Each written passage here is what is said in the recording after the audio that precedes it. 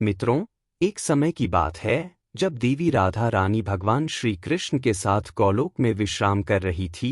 तब देवी राधा भगवान श्री कृष्ण से कहती है, हे प्रभु, आज मेरे मन में कुछ प्रश्न उठे हैं। कृपा करे और मन की जिज्ञासा को शांत करे। तब श्री कृष्ण मुस्कुराते हुए बोले, हे देवी राधा, आपके मन में जो भी प्रश्न है निसंकोच होकर कहे। मैं इन प्रश्नों के उत्तर आपको अवश्य ही दूंगा।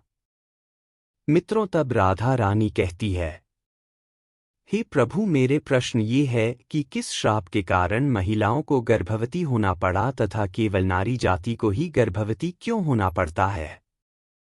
प्रभु, ऐसा भेदभाव क्यों होता है? मैं जानना चाहती हूँ मित्रों। तब भगवान श्री कृष्ण कहते हैं, हे देवी, आपने जो प्रश्न किए उनके उत्तर थोड़े विचित्र हैं, किंतु मैं आपको इसके विषय में महत्वपूर्ण कथाएं सुनाता हूँ, उसे ध्यान से सुने। आपके पहले प्रश्न के उत्तर में आप यह कथा ध्यान से सुने जो कि मेरे श्री राम अवतार की है। मित्रों, भगवान श्री कृष्ण कहते हैं, हे राधा, वैदिक काल में हजारों आरसी परमपिता ब्रह्मा जी द्वारा उनके वीर और तेज से उत्पन्न हुए थे। उन्हीं में से कुछ आर्षियों तथा मुनियों के पेट से देवों का जन्म हुआ था, तो वही कुछ के मुनियों के तेज से दैत्यों का जन्म भी हुआ था। हे राधा, ऐसे ही एक महर्षि सतयुग में हुए थे जिन्होंने औरतों को गर्भवती होने का श्राप दिया था। तब देवी राधा बड़ी ही आतुरता के साथ पूछती हैं, हे प्रभु, तो कौन थे वे ऋषिक जिन्होंने औरतों को गर्भवती होने का श्राप दिया, और कौन थी वह संसार की पहली स्त्री जो एक आयशी के श्राप से गर्भवती हो गई थी? मित्रों, भगवान श्री कृष्ण कहते हैं, हे देवी राधा, इस कथा का वर्णन महर्षि वाल्मीकि जी के रामायण के उत्तर कांड में किया गया है, जहां प्रभु श्री राम को महर्षि अगस्त्य इस कहानी को सुनाते हैं। हे राधा, ये सतयुग काल की बात है, जब परमपिता भगवान ब्रह्मा जी के मानस पुत्र महर्षि पुलस्त्य सुमेरु पर्वत के उच्च बिंदु पर स्थित आश्रम में घोर तपस्या कर रहे थे। उसी समय अर्षय को अत्यंत कठोर तप करता देख अन्य अर्षि कन्या विचलित होने लगी और वे अपने मन को शांत करने के लिए उन्हीं ऋषियों के समीप जाकर उनकी तपस्या में बाधा डालने लगी। तभी महर्षि पुलस्त्य क्रोध में आकर वहां उपस्थित सभी कन्याओं को श्राप दे दिया कि अब जो भी उनके सामने स्त्री आएगी, उनकी नजर पड़ते ही वह कन्या गर्भवती हो जाएगी। मित्रों, भगवान श्री कृष्ण कहते हैं, हे देवी राधा, महर्षि पुलस्त्य जी की बात सुनकर वहां मौजूद सभी स्त्रियां डरकर वहां से भाग गई। लेकिन महर्षि बिंदु की कन्या को महर्षि पुलस्त्य के श्राप के बारे में कुछ भी जानकारी नहीं थी। इसलिए एक दिन वह अपनी एक सहेलियों को ढूंढते हुए अनजानवश महर्षि पुलत्स्य जी के सामने जा पहुंची। महर्षि उस समय वेदों का पाठ कर रहे थे। महर्षि पुलत्स्य जी ने जैसे ही नजर उठाकर कन्या को देखा, उनके श्राप का असर उस कन्या पर प्रभावित होने लगा। तत्काल ही उसका शरीर पीला पड़ गया और वह गर्भवती हो गई। अपने शरीर में इस तरह का परिवर्तन देखकर आर्षी कन्या घबराकर अपने पिता के पास पहुंच गई। मित्रों, भगवान श्री कृष्ण कहते हैं, हे देवी राधा, अपनी कन्या की ऐसी हालत देखकर आर्षी आन बिंदु को बड़ा ही दुख हुआ और तभी उन्होंने अपने ध्यान की शक्ति से सारी घटित घटना का अनुमान लगा लिया, जिसके बाद वे अपनी कन्या को लेकर महर्षि पुलत्स्य के पास गए और कहा, हे मुनीश्वर, आपको हमारा नमस्कार है।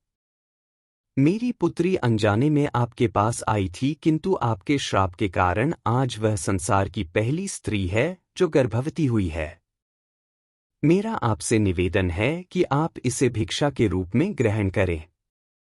ये सर्वगुणों से संपन्न है और अनजाने में ही आपके श्राप की अभागी है, तो यह सदा आपकी ही सेवा करेगी। मित्रों, भगवान श्री कृष्ण कहते हैं, हे देवी राधा, महर्षि बिंदु जी की आदरपूर्वक विनती और निष्पाप बिंदुसरा को मिले श्राप से महर्षि पुलत्स्य भी बहुत दुखी हुए और उन्होंने महर्षि रणबिंदु को प्रणाम किया और उनकी पुत्री बिंदुसरा को ग्रहण करने का आश्वासन भी दिया। फिर उसके बाद महर्षि पुलत्स्य ने उस कन्या को स्वीकार कर लिया। मित्रों, जिसके बाद वह कन्या महर्षि पुलत्स्य के साथ रहने लगी और उनकी दिन रात सेवा करने लगी। बिंदुसरा की सेवा भाव से अत्यंत प्रसन्न होकर महर्षि पुलत्स्य जी ने एक दिन उनसे कहा कि है देवी, मैं तुम्हारी सेवा भाव से बहुत प्रसन्न हुआ हूँ, इसलिए मैं तुम्हें अपने समान पुत्र प्राप्ति का वर देता हूँ। जिस समय तुम मेरे सामने आई थी उस समय मैं वेदों का पाठ कर रहा था और तुमने उन वेदों का श्रवण किया था, इसलिए तुम्हारा पुत्र वेदों का ज्ञान देने वाला के नाम से जाना जाएगा। मित्रों, भगवान श्री कृष्ण कहते हैं, हे देवी राधा, कुछ समय बाद उसे आर्षि कन्या ने एक पुत्र को जन्म दिया और जैसा कि महर्षि पुलत्स्य जी ने आशीर्वाद दिया था कि आर्षि कन्या का पुत्र विश्वामित्र के नाम से जाना जाएगा। मित्रों, भगवान श्री कृष्ण कहते हैं, हे देवी राधा, विश्वामित्र भी बड़े होने पर अपने पिता महर्षि पुलत्स्य जी के समान बड़े तपस्वी हुए। महर्षि के तपस्वी रूप को देखकर ऋषि भारद्वाज बहुत प्रसन्न हुए थे, इसलिए उन्होंने अपनी बड़ी कन्या का विवाह उनसे कर दिया। मित्रों, भगवान श्री कृष्ण कहते हैं, हे देवी राधा, आगे चलकर विश्वामित्र को एक सुंदर, बलवान, गुणवान एक पुत्र प्राप्त हुआ जिसका नाम श्रवण रखा गया। मित्रों, भगवान श्री कृष्ण कहते हैं, हे देवी राधा, इसी श्रवण का ही एक नाम कुबेर है। भगवान श्री कृष्ण कहते हैं, तो देवी, मैंने आपके पहले प्रश्न का उत्तर दिया है। सखी राधा, आपका दूसरा प्रश्न था कि क्या केवल नारी ही गर्भवती हो सकती है? तो ध्यान से सुनो, नारी के समान पुरुष भी अपने दिव्य तेज से गर्भवती हो सकते थे। किंतु हे देवी राधा, एक स्त्री को संसार की दिव्य शक्ति स्वयं परमपिता ब्रह्मा जी ने दी है और उसकी रचना करने में उन्हें कई गुना अधिक समय लगा था। इसलिए नारी को यह वरदान है कि वह इस संसार का निर्माण ब्रह्मा जी के बाद स्वयं कर सकती है। तो दोस्तों, उम्मीद है आपको यह कथा पसंद आई होगी। वीडियो को लाइक जरूर करें और कमेंट में जय मां लक्ष्मी, जय श्री कृष्ण जरूर लिखें। साथ ही चैनल को सब्सक्राइब करें। आप सभी का धन्यवाद।